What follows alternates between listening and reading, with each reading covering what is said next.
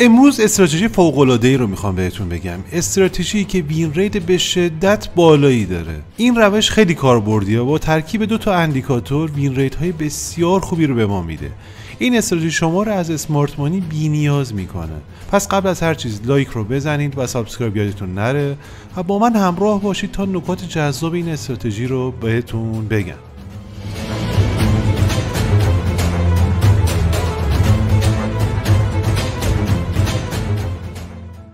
قبل از اینکه بریم سراغ این استراتژی واقعا سوده، یک تشکر ویژه‌ای از همه دوستان داشته باشم که استراتژی معاملات خودشون رو برای من میفرستن و به من میگن که توی کانال قرار بدیم. نکته دومی که میخواستم خدمتتون عرض کنم این هستش که چالش پراپی که برداشتیم انتهای این پست راجع به اون چالش صحبت میکنیم، وضعیتش به کجا رسیده.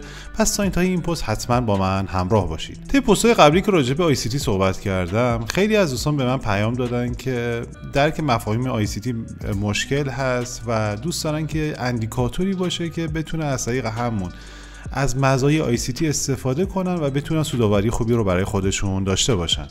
بر همین اساس امروز سعی کردم اندیکاتوری رو به شما معرفی کنم که شما هیچ نیازی به دونستن اسمارت مانی ندارید و میتونید کاملا از مهمترین ستاپ های اون استفاده کنید و سودآوری خوبی رو برای خودتون ایجاد کنید. امروز ما با 2 تا اندیکاتور کار داریم. اولین اندیکاتوری که استفاده میکنیم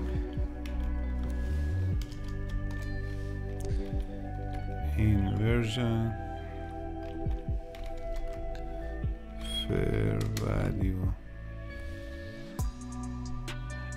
fair value gaps که مربوط به لوکس الگو هست. خب همونطور که مشاهده فرمایید، حالا برای دوستانی که آشنایی هم با ICT ندارن خیلی نیازی نیستش که با فیر ولیو گپ ها و روش استفاده از اونها آشنایی داشته باشن. شما میتونید با همین لیبل هایی که اینجا وجود داره شما بتونید ترید کنید برای خودتون. خب کاری که انجام میدیم این هستش که این باکس هایی که اینجا وجود داره رو ما بیایم برداریم که یک مقدار خلوت‌تر بشه. لاینز رو هم برمی‌داریم. اوکی رو میزنم، یک مقدار چارت ما خلوت‌تر شد. دقت داشته باشید روی نماد یورو USD توی تایم فریم 5 دقیقه هستیم. همونطور که مشاهدید اینجا یک لیبل هایی وجود دارن که به ما پوزیشن های لانگ رو دارن میگن که اینجا توی همین چارتی که الان مشاهده فرمایید ما هیچ گونه پوزیشن شورتی رو نداشتیم.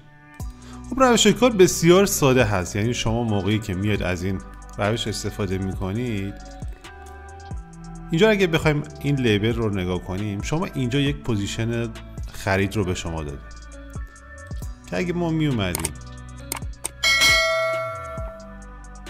برای مثال اینجا رو خرید میزنیم، پایین این سوینگ رو به عنوان استاپ لاس خودمون قرار میدادیم و یک آربار 1 رو دنبالش بودیم که تقریبا میشه گفت آربار 1 رو توی این پوزیشن به ما داده. حالا توی موقعیت بعدی که وجود داره، من اینو حالا اینجا اومده مجدد یک پوزیشن لانگ یا خرید رو به ما داده که اینجا میایم پایین همین سوینگ رو به عنوان استاپ لاس خودمون قرار میدیم و یک آربار 1 دیگر رو از این پوزیشن میتونیم بگیم. به همین ترتیب با این روش میتونیم کار کنیم.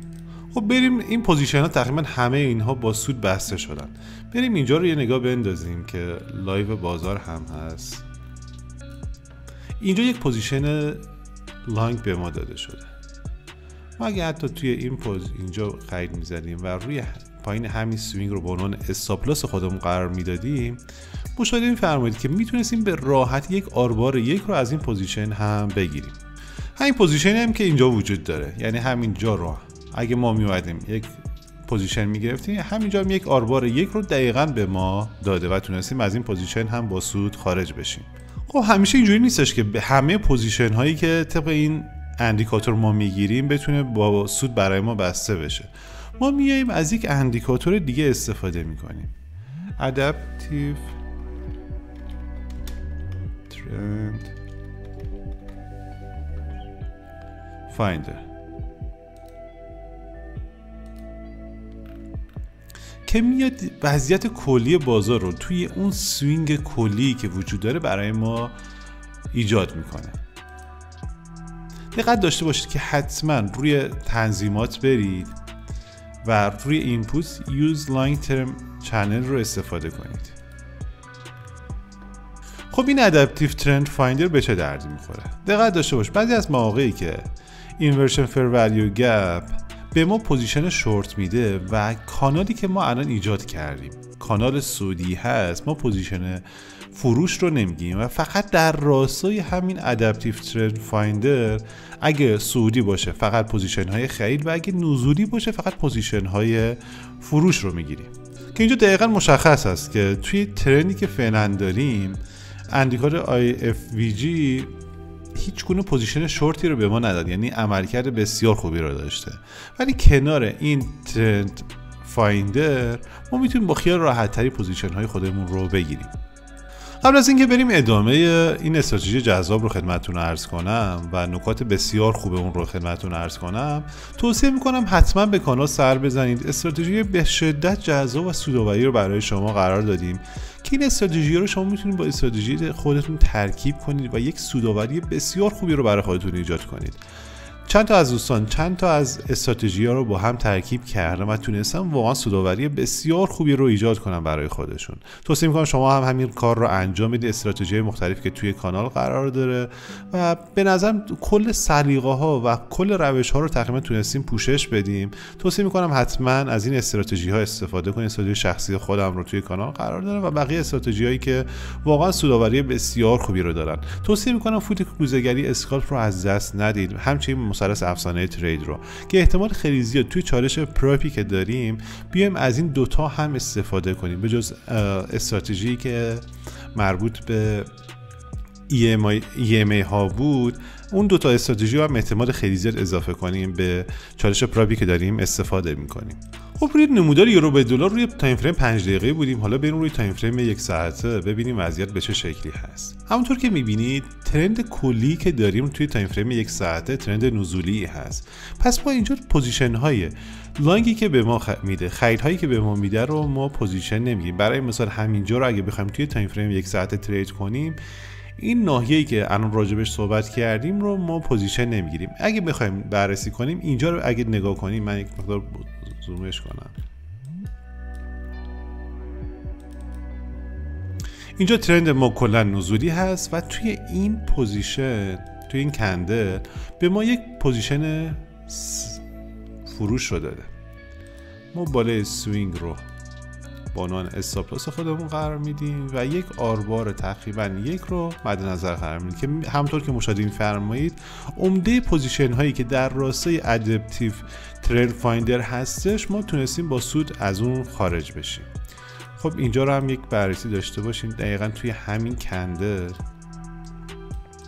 حالا نکته منفی که این اندیکاتور داره این هستش که همونطور که مشاهدین فاصله‌ای که بین لیبلی که برای ما ایجاد میشه و کندل هستش خیلی زیاد هست، ولی حالا باید از این بگذاریم. خب اینجا ما اگه بیایم روی کلوز یک پوزیشن شورت رو بگیریم، مشاهدین فهمید که همین پوزیشن هم با سود بسته شده. دقت داشته باشید توی ترند نزولی ما نمیایم پوزیشن های لانگ رو برای خودمون بگیریم. توصیه که دارم این هستش که از این اندیکاتور و این استراتژی روی دلار استرالیا به دلار آمریکا استفاده کنید که واقعا سودآوری بسیار خوبی رو به شما میده. همونطور که مشاهدین اینجا ما یک پوزیشن های بسیار جذابی رو به ما داده که تقریبا میشه گفت عمده اونها با سود بسته شدن، که خودم چند روزی از این مدل استفاده میکنم و روی پوند به دلار و دلار استرالیا به دلار آمریکا واقعا خوب جواب میده. دوستان لطفاً این استراتژی رو روی طلا تست کنید. من خودم واقعیت روی طلا تست نکردم این روش رو و فکر میکنم روی طلا هم بتونه خوب جواب بده یا برای ارزهای دیجیتال. خب اگه تا اینجا اومدی و از این استراتژی خوشت اومده لطفاً سابسکرایب رو بزن، مطالب رو برای دوستات بفرست، لایک هم یادت نره و نظرت راجع به این استراتژی به من بگو تا بریم سراغ چالش پراپ ببینیم در چه وضعیتی قرار داریم. توی پست قبلی راجع به خرید چالش $10,000 صحبت کردیم و گفتیم که سعی می‌کنیم از استراتژی مختلفی که توی کانال قرار دادیم بیایم استفاده کنیم و ببینیم کدوم یک از این استراتژی‌ها واقعا سودآوری خوبی رو برای ما دارن. من اولین استراتژی که ازش استفاده کردم کراس EMA 26 و 50 بود که تا الان ما تونستیم یک سودآوری تقریبا میشه گفت بدی نداشته از این روش. ما تقریبا 5 تا پوزیشن گرفتیم که 5 تاش تقریبا 3 تاش با سود بسته شده، همونطور که مشاهدید و یه دونه تقریبا میشه گفت با صفر بسته شده و یک پوزیشن هم به صورت منفی بسته شده. نکته مهمی که راجع به این استراتژی وجود داره این هستش که همونطور که می‌بینید سودها در مقابل زیان‌هایی که وجود داره واقعا خیلی کوچیک هستن. من یک تغییر تو این استراتژی دادم که یک مقدار بتونیم سودآوری رو بیشتر کنیم که با رد کردن چالش راجع به همون تغییر هم صحبت می‌کنیم. اینجا مشاهده فرمایید که زیان $5 بوده، این ولی سود $11 و زیان اینجا تقریبا 25 سنت بوده، در حالی که سودها هولوش 2 تا $3 هستن. الان چه پوزیشن بازی داریم؟ USD به CHF رو داریم که پوزیشن شورت گرفتیم و فعلا هنوز تکلیفش مشخص نشده. پس ما فعلا تونستیم حدود $11 سود کنیم. این توضیح رو هم خدمتتون عرض کنم، من نیومدم چالشی رو بخرم که زمان داشته باشه، چون خود خرید چالش هایی که زمان دارن باعث میشه که یک استرسی توی شما ایجاد بشه که هر چه زودتر مثلا 8% یا 10% باید سود کنم توی یک ماه و خود این باعث میشه که عمده ترید هایی که شما دارید میگیرید با مشکلی مواجه بشه.